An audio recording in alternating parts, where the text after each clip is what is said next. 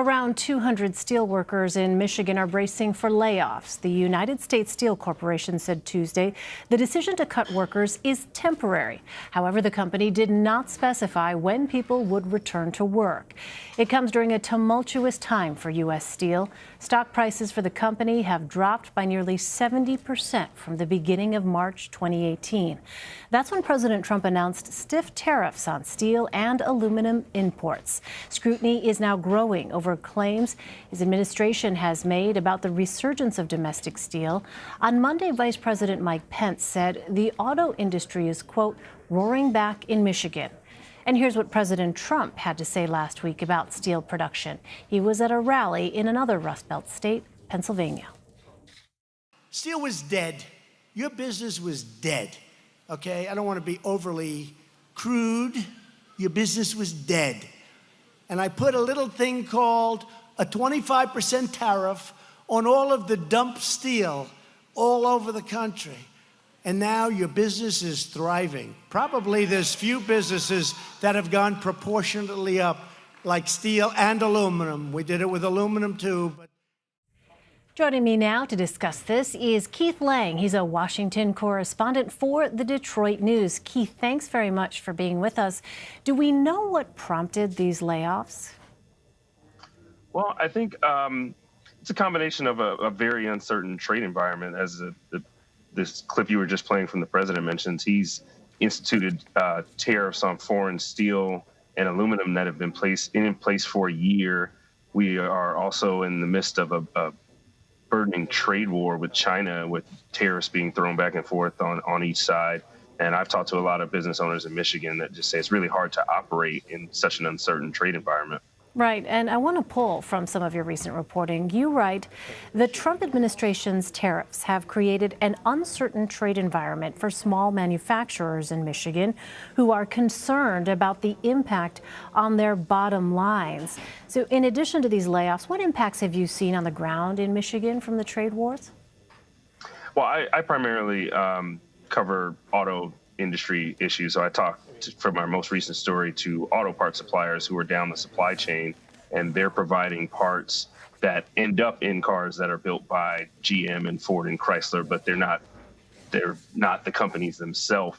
I talked to one gentleman who owns a company in Michigan that makes plastic components that go onto parts, and he said he sees parts that come to him. By the time the part gets to him, sometimes it's been tariffed 2 or 3 times.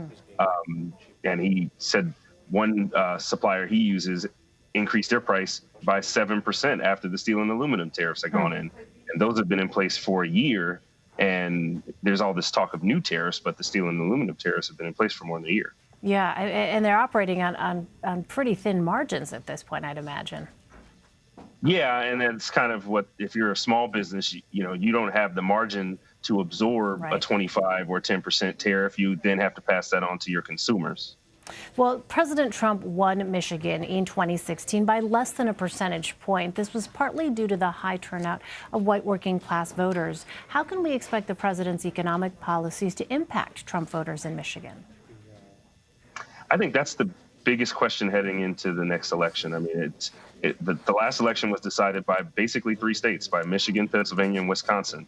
And those were the states that had been known as a blue wall in politics for a generation. And the president was able to flip them.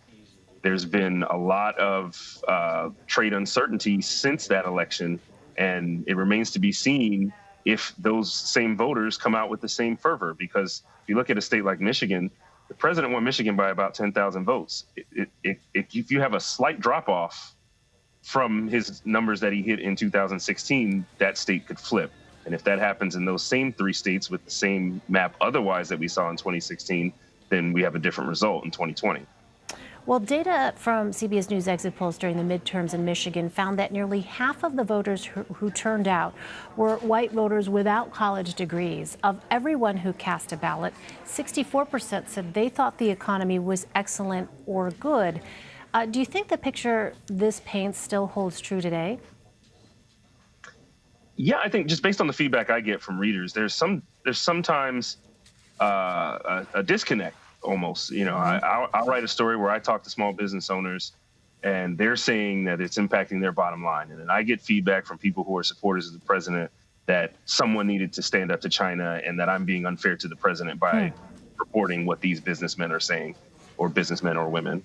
So if that is true in a broader sense, which we won't know until people cast their votes, then it won't have the same impact that this type of economic environment might have in other presidential campaigns. Right. Well, we mentioned before the vice president's tweet said the auto industry is, quote, roaring back in Michigan. Give us a sense of the picture there. Have there been any economic benefits the state has reaped since President Trump took office? The auto industry is kind of at the front line of a lot of these issues because they are impacted by not just the steel and aluminum tariffs. They are impacted by the discussions that are going on with Mexico and Canada about a replacement for the North American Free Trade Agreement.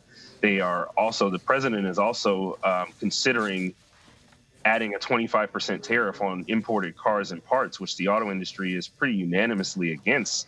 Even the Detroit automakers are saying that would expose us to retaliation in countries that we need to sell cars in.